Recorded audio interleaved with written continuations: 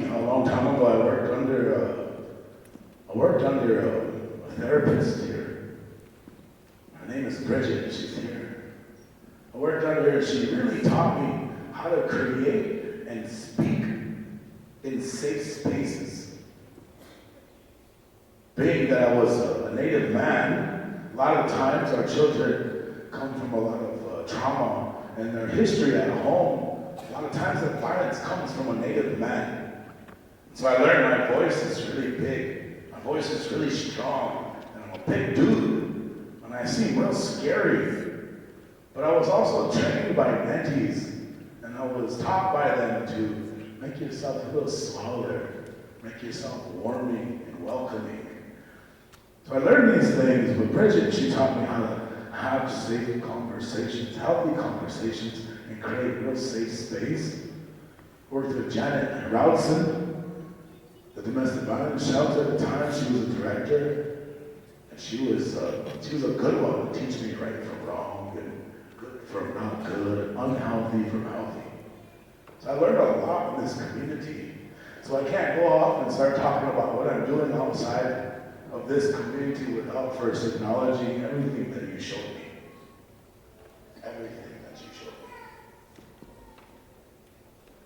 And I was able to learn a dynamic and remember a dynamic that I learned with horses from when I was a boy. It's the same way everybody learned their dynamic with horses. Traumatic. I didn't know how to pray. I knew how to talk to a horse, though. For a long time I thought prayer was you talking to your horse and your horse answering your prayers. Because for some reason I would ask for safety when I was being hurt. And my horse, Lakota, would come running across the field. The pasture would come running open, wide open. You hear him, you can see all the dust behind his hooves. And you come running down the hill and you get closer and all you hear is and you create number 11s right in front of you. You just stop. Be breathing real hard. His name was Lakota. I was a little boy. And I'd be like crying. Either because I was beaten from my parents, or something happened, or sexually assaulted, all kinds of ugly things would happen. But my horses would hear me from way over there. Hey, Kakia, they're here. So I learned how to pray to them that way as a boy. And then later forgetting it because I lived a traumatic life, so I started being real shita. I say all this because when my spirit was ready, the horses came to teach me. And I heard one time, a relative told me, he said, when the student is ready, the masters will show themselves. I didn't know what that meant for the longest time, man. I was like, what? Well, I think I'm ready. I've been ready. No, the masters still didn't show themselves. When I was able to listen, then teachers, men, women, mentees, uncles, grandfathers, grandmothers, gave me all their information that they ever were taught throughout their whole life. And then I learned, oh, I'm a student. We're listening. The masters are my grandparents, my aunts, my uncles. And so I'm learning everything that I have in the past. I'm able to say confidently and very proudly that I'm really good at being a relative. Like growing up, I also went to the U of U. I went to University of the Universe. You're standing on it. I also went there to learn education. Also went there to learn hardship. Also went there to learn these horses and the dynamic that they give to us and they show to us. So we take it into consideration of the women that support you in your life. Like to me, she has supported me, got me trainings all over the place to do all kinds of things. I was trained in Igala as well. There's many of us here that were. And I'm glad, because it's a foundational conversation. It creates a healthy foundation for you to have safe conversation. Is Igala the way? For me, no. Nope. Our culture is. Our culture is the way. But at least you can learn safe ways to have conversation. Because there's some things, when you're having conversations with children that are pretty inappropriate to talk about and how you talk about them. Maybe you're in front of children and you're, the word in English is being facetious. I don't even know how to spell that, but I know how to say it. When you're being no good towards things for no reason, kind of giving them a little shade. Children, they can figure you out before you figured yourself out. And so we practice this with our horses. So the programming is all of that we offer in the school, Grow Creek. This relationship, we offer the direct ability to have relationship, the direct connection to have relationship. So I'm not a trained therapist. I didn't go to school for 20 years. I didn't have that perseverance in my mind and that type of educational system that my brain works. I didn't have that. I had the ability of hardship, struggles that teach me the things that we know. And those stick just as much as education does. You learn those things. You remember those things just as much as you learn all the important things from your instructors. And the only thing that I know more than that are my horses. See, I have 7 horses now. We have 7 horses now at the Crow Creek School District from grades 3 to grade 12. And I offer their relationship to the children. But before I do, I learned them away from Sam Highcrane that is implemented at TGKP. Probably still is, I'm sure. I'm sure Bridget still offers away a process that we call spirit connection, where we run the horses around the student and the person and let the horse choose who they wanted to work with. But we implemented songs, we implemented emotion, we implemented behavior that negative and positive. We talk about the origins of the Wakiam, and then we put them up in the center and we let them run around. And we leave them be. Well, Sam Highcrane talked about how they always forced themselves onto horses when they were kids down in Spring Creek. And how the horse would go off bucking and the boys would be crazy and all kinds of wild and bucking around all over the place. They would take off and they'd go riding the horses. Then he talked about a way where he maybe just calmed down, him and his buddies, when they walked around their horses in this calm, quiet way. And he said they learned that the horses walked up to them, and it wasn't the horses they thought would choose them. When they walked up to them, he said that their relationship with that horse was non-violent. The horses never did buck.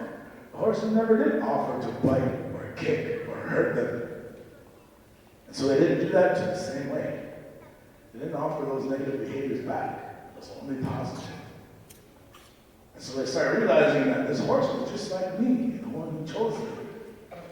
So we offer that same understanding with a little bit other implementation of things to make it specific to us and our families and our people in Dakota territory. So what Sam taught us all, and I'm sure Bridget and Toom Leaves and the therapist here at TGKP still offer that same understanding because it was beautiful. To offer that connection to relationship to the horses. And every one of my horses are different. My best friend, his name is Chester. I say he's my best friend in the whole wide world. He has 4 legs, and he's a red horse, kind of like me, and a little bit of red in me, a little ginger mafia.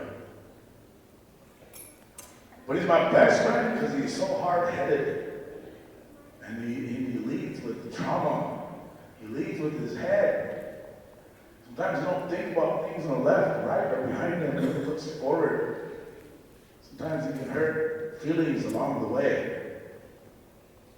But then my best friend taught me that because he's looking forward and I'm only looking forward, that we're passing always a great opportunities by. So he taught me to slow down and look around a little bit. And look at other relatives and hear them. And not to be afraid. This horse he punked me out a long time ago in the day. They belonged to this horse. He punked me out and everybody else at the ranch. Big, strong horse. Maybe it wasn't right for therapy. It was a cowboy's horse. every single day, and I got mad. I said, what? What do you want from me? I looked at him and just like, I'm emotional. I said, what do you want from me? And he was standing there with his chest up and his head held high. All the time, making these noises and stomping the ground. And I get afraid and turn into this little boy again. Like, man, you do that to me, you hurt me. I don't want nothing to do with you anymore. Until I finally asked him what it was he wanted. And he responded with, to love you. I want to love you. Let me love you. And so I learned to be soft with my horse. To be gentle with him, and he never did hurt me ever again. And I learned before I forced myself on him non-consensually. And I expected to be hurt. Made me reflect on my childhood. I'd go into things expecting to be hurt. That made me a bad relative without guilty. That made me a violent person. It made me realize all the things I went through in my life was probably no good, for good reason. Because what I can say I'm very proud of now is be a good relative. I could be an uncle to these boys, I could be an uncle to these girls, I could be a cousin to all of them. And maybe a nephew. Boy, I'm really proud to be a nephew. The nephews, they're held accountable by their aunties. Boy, am I accountable to my aunties. And so what we teach there in this program is, I started doing the Igala understandings, limiting their involvement with the horse. And then I realized I was limiting their involvement with the horse. The child wanted to grow. The boys, the children, the girls, they wanted to do all kinds of great things with the horse. But I said, no, you can't do that, you're going to get hurt. So then the children, they would feel bad, and they would, like a flower when it's blossomed, at nighttime they close up. These little flowers, they all closed up and they backed away. Because I had such strict rules to keep them safe that they just didn't understand it at the time. They didn't want to be a part of it. Explaining the rules of Igala to them. That's what it's supposed to do. I just want to watch your understandings. See, I'm not a trained therapist. So maybe that works for a trained therapist, but that wasn't me. I'm a trained relative in my community. And so we started to support the children's behaviors with the horses. We started to support their growing with the horses. And they learned that as long as you offer a safe space and a guided space with horses, my horses aren't going to misbehave and hurt them, because as long as we guide safety, safe conversation, horses, they reflect everything that you give to them. If you came into the room angry, upset, wanting violence, the horses will too. If you came into the room and all you wanted to do was get the hell out of my way, I don't want to talk to you, leave me alone, your horses will do exactly that. But if you come in open with an open heart, willing to grow, wanting to learn about yourself, your horses will provide that exact same space. And so we provided just that safe space for horses, the do's and don'ts, the safeties and the non-safeties. But then I learned that because children do everything I don't want to say wrong, they do things incorrectly around horses. I learned that it taught the horse, we call it bomb-proofing. It taught the horse to be bomb-proofed, to be gentle, to not care about where the other child was standing. Soon the kids are walking underneath the horses, grooving their stomachs underneath them. They have it here. Hugging the entire back leg while they're brushing the horse's leg. The horse is standing there, they don't do that. Because they're communicating nothing but safe spaces. So we offer that at the school. We offer that at the school, and I worked for TGKP for, yeah, it's 8 years, 9 years, 10 years, whatever it was. Long time. And learned those things. We had just one accident. And that's when the student was unsupervised, went off by himself, went in to ride his horse and going real fast. And he fell off and took a sharp corner. Then very recently, a student got hurt up in Crow Creek. Same thing. The student took off and didn't want to listen with another boy. And they snuck off from all the rest of the group. They didn't listen, they took off running. I got a call, so these boys fell off a horse and he's hurt real bad. Well, I learned that these boys were talking for a lot of weed. They're talking smack to each other. How big of, much more of a warrior than they are than the other boy. How much more Dakota they are, how close they are with his horse, or how much faster his horse is than the other one. You know, conversations young warriors have.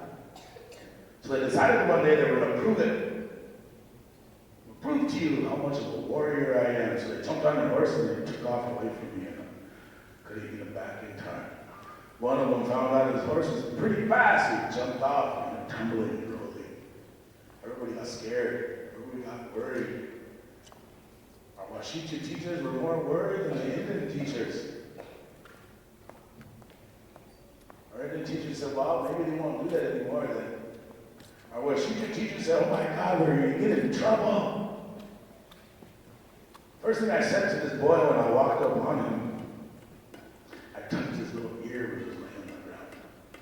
All the other teachers, the principal, school board, everybody was out there. I said, if you use these, I touched him on that ear. I said, you wouldn't be here right now. If you use these, then I touched his little ear again. I said, you wouldn't have gotten hurt. If you used these, and I touched his little ear again more times, I said, you wouldn't be laying here uncomfortable, embarrassed, all of us looking at you because you don't think you're a good warrior. So how do you feel about yourself? And he said, I'm embarrassed. So I fell off of my horse. I jumped off of it, and I'm not a good warrior. So the fact that you admitted that proves to me that you are one of the greatest warriors we'll ever know. Especially this horse. Now this boy, he recluses himself a little bit more. He's not as confident trying to go off and run with this horse, but he's more emotionally aware.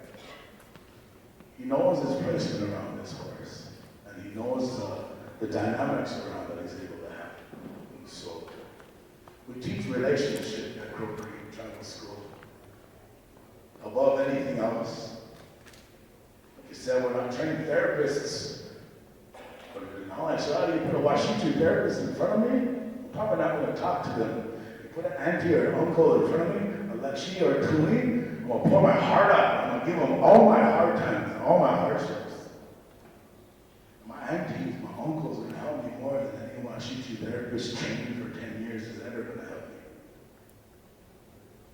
It's because we're connected to the same culture, or one of the same. And so that's what we offer. And that's how we offer it. We just offer it around horses that want to be in our day and want to love us. So with that, we talk to you, we want to say, open the talk to you, we talk to you.